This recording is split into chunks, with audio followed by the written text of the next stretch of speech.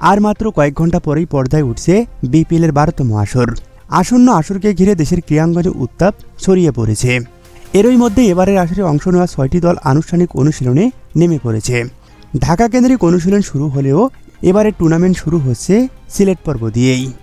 12তম আসরে জৌলস ফেরাতে সহজলভ্য করা হয়েছে বিপিএল টিকিটের মূল্য। মাত্র 200 টাকায় মিলবে মাঠে বসে 2 ম্যাচ দেখার সুযোগ। টিকিট কালোবাজারি ঠেকাতে অনলাইন মাধ্যমে দেওয়া হয়েছে সব টিকিট, আর এতেই বাজিমাত করেছে আয়োজক কমিটি। সূত্র বলছে মাত্র কয়েক ঘন্টায় শেষ বিপিএলের প্রথম 2 ম্যাচের টিকিট। এদিকে বিপিএলের আসন্ন আসরে নবাগত নোয়াখালী এক্সপ্রেসের হয়ে খেলবেন আফগান অলরাউন্ডার মোহাম্মদ নবী। মোহাম্মদ নবীর পর এবার তার ছেলে হাসানকেও সরাসরি চুক্তিতে দলে ফিরিয়েছে নোয়াখালী এক্সপ্রেস। বিপিএলের ইতিহাসে এবারই প্রথম বাপ ব্যাটার জুটি দেখবে দর্শকরা। বিপিএলের আসন্ন আসরকে ঘিরে আসতে শুরু করেছে বিদেশি তারকা ক্রিকেটাররা। এরই মধ্যে সিলেট টাইটান্সের সঙ্গে যোগ দিয়েছে পাকিস্তানের ক্রিকেটার মোহাম্মদ আমির ও সালমান ইরশাদ।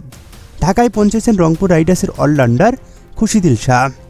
রংপুরের হয়ে আরও কয়েকজন ক্রিকেটার এরই মধ্যে দলে যোগদান করেছে। রাজশাহী ওয়ারিয়র্সের হয়ে বিদেশি 5 জন ক্রিকেটার এরই মধ্যে এসেছে। পাকিস্তানের 3 জন ক্রিকেটার হোসাইন তালাত, মোহাম্মদ নওয়াজ ও সাহেবজাদা ফারহান। এছাড়া নেপালের সন্দীপ লামিসানে ও শ্রীলঙ্কার বিনুরা ফার্নান্দো এসেছে দলটিতে। ঢাকা ক্যাপিটালসের 2 বিদেশি ক্রিকেটার ঢাকায় পৌঁছেছে। তারা হলেন আফগান টপ অর্ডার জুবাইরুল্লাহ আকবরী ও জিয়াউর রহমান শরীফী।